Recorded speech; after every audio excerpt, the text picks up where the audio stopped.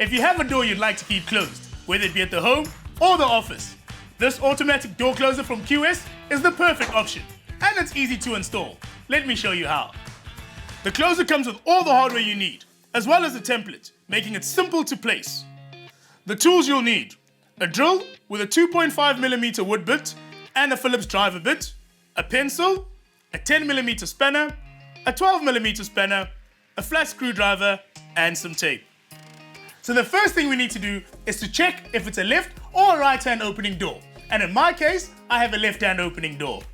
Next is how wide we want the door to open. We have a wall here, so I'm going to use 105 degrees. So line that line up with the side of the door with the hinges, and that line up with the top of the door.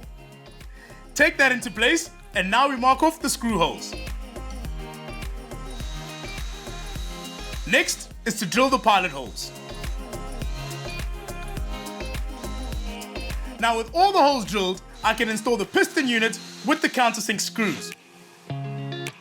So when you're installing the closing arm, yes, it does matter which way the hinge goes. So on the left for a weaker closing force, or on the right for a stronger closing force, depending on your application. I have a good closing door, so I'm going to use the weaker force. You will also need to extend the arm to make sure when you attach it to the frame, it's at a 90-degree angle to the wall, and then tighten the lock nuts.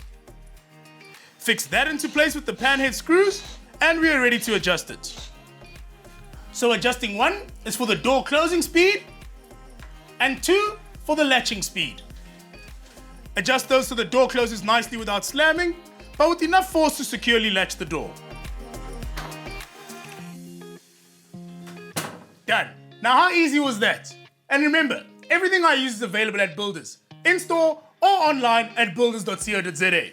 And for more how-to videos like this, visit the blog on the website. Get to Builders, get it done.